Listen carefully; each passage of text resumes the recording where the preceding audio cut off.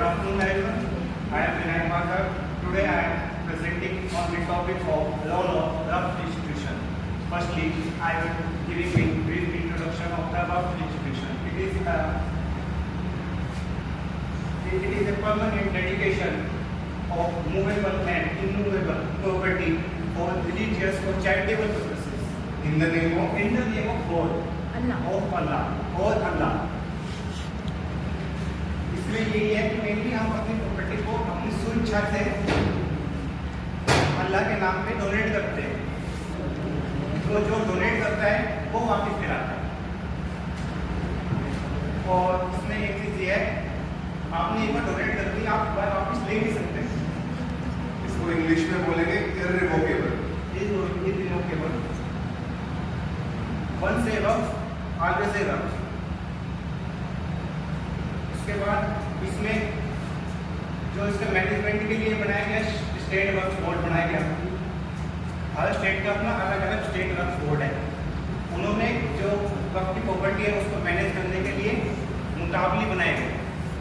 मुताबली में वो स्टेट वक्फ बोर्ड अपने साइड डिसाइड करती है। उसमें स्टार्टिंग में जो स्टार्टिंग से वो बैक साइड से लोग से चल रहा है, मुस्लिम होना चाहिए। वुमेन का प्रेजेंटेशन इसमें नहीं बताया गया पहले। अब जो रिसेंटली अमेंडमेंट्स आई है उसमें बताया गया है 2025 के अमेंडमेंट्स में। और ड्यूलिटी भी होना चाहिए। अब जो इसकी ये तो मेनली इसकी वो है मुतावली की अपॉइंट करने के लिए। उसके बाद हम इसकी 2013 की अमेंडमेंट के बारे में बात करना चाहूँगा मैं इस पर। इसके लिए 2005 में सच्चर कमेटी अपॉइंट की गई थी, मतलब गठित की गई थी, मेड की गई थी।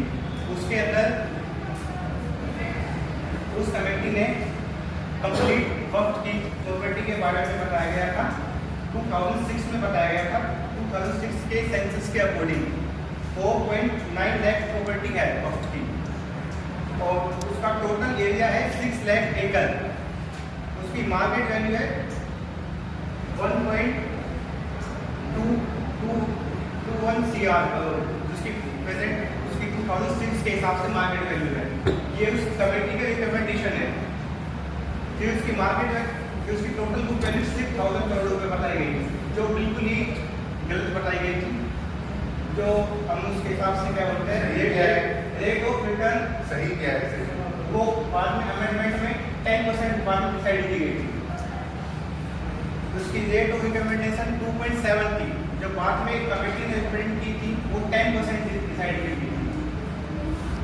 जो उसकी मेन रिकमेंडेशन थी इन फाइनल 2013 में एक ये था strict rule for better management. वो बेटर मैनेजमेंट के लिए मुकाबले के लिए मेनली दिए गए थे, और डिजिटल कीपिंग रिकॉर्ड्स के लिए कहा गया था। और उसके बाद में पावर ऑफ वक्फ ट्रिब्यूनल के बारे में बताया गया था। जैसे हमने ये प्रॉपर्टी के डिस्प्यूट्स होते हैं, हम सिविल कोर्ट्स में फाइल करते हैं, सिविल सूट्स में जैसे फाइल होते हैं, इसमें ट्रिब्यूनल कोर्ट्स में होते हैं। ट्रिब्यूनल कोर्ट से फिर आगे हायर कोर्ट्स में जाएंगे, फिर सुप्रीम कोर्ट्स में जाएंगे। उसके बाद में ह्यूमन रिप्रेजेंटेशन के बारे में भी इसमें बताया गया था, और इसमें टाइमली सर्वे के बारे में बताया गया था।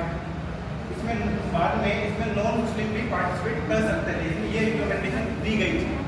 उसके बाद फिर 2003 इसके बाद एक केस लो था सैयद नबीस वर्सेस मोहम्मद हनीफा केस 1976।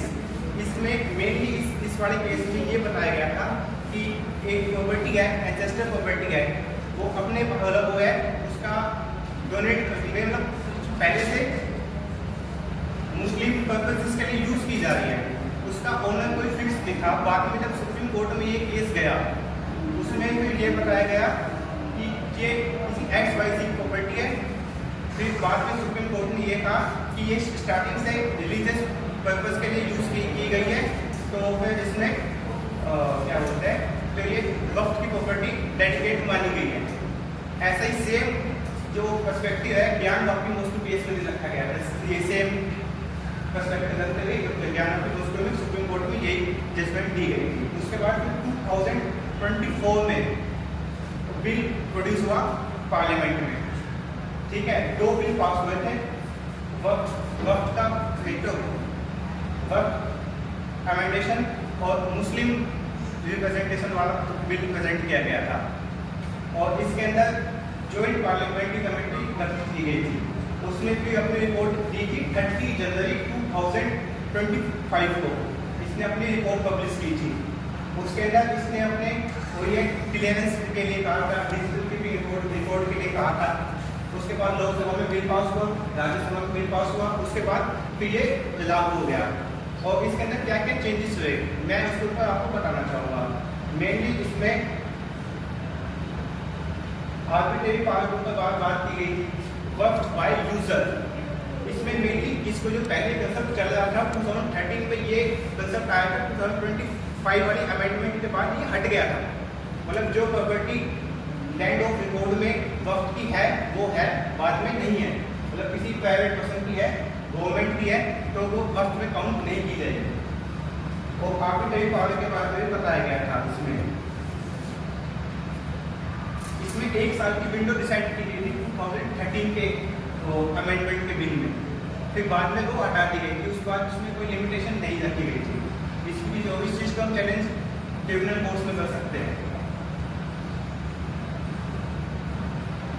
और इसमें जो मेन की अमेंडमेंट्स के वो थे, क्या होता है, पहले तो स्टार्टिंग में तो वो था कि स्टेट बोर्ड अपने हिसाब से एक रिप्रेजेंटेटिव देगी, वो कलेक्ट करेगा रिपोर्ट। अब डिस्ट्रिक्ट कलेक्टर के लिए दे दिया गया है इस वाले प्रोजेक्ट 2025 वाले में। अब वो रिपोर्ट कलेक्ट करेगा, आगे अपनी रिपोर्ट सबमिट करेगा। अगर वो रिपोर्ट के अकॉर्डिंग जो वो प्रॉपर्टी है गवर्नमेंट की है तो वक्त में डिस्प्यूट नहीं होगी।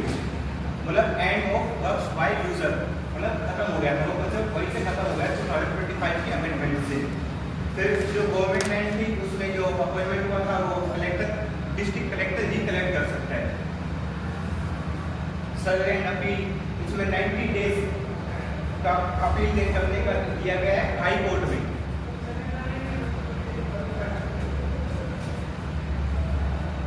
और इसमें लिमिटेशन एक्ट के बारे में बताया गया था, जो 1 ईयर के बारे में बताया गया था, लिमिटेशन एक्ट के अकॉर्डिंग था। और वक्त की प्रॉपर्टी को दोबारा क्लेम करना है तो अंडर द 1 ईयर आपको दोबारा क्लेम के लिए केस करना पड़ेगा। ये अभी अपील करनी है हाई कोर्ट में, 90 डेज कर दिया गया है limitation act. But if you want to file a suit against such property, then you have to file it within 1 year of getting knowledge. Knowledge जब तक आए उसको तो उससे 1 साल के अंदर कर सकना पड़ेगा। और ये कैसे प्रूव करेंगे कि मुझे 1 साल के अंदर नॉलेज है? वो है कि कलेक्टर पर रिपोर्ट फाइल करते हैं, आगे से रिपोर्ट लेके जाएगा। सपोज मेरी प्रॉपर्टी है, उस पर वक्त ने कब्जा कर लिया, तो मैं कोर्ट में जाके ये कैसे प्रूव करूंगा कि मेरी इंटेंशन कैसे प्रूव होगी ये कि मुझे ये 1 साल के पता नहीं 5 साल से कर मैं अब रहा हूँ, ये कैसे पता चलेगा? इसको करना तैयार, इसको पढ़ना। और मैं इसमें टॉपिक पॉइंट और ऐड करना चाहूँगा कि क्या बोलूँगा, इसमें वुमेन प्रेजेंटेशन के बारे में भी इंक्लूड किया गया है इसमें 2025 के अमेंडमेंट में।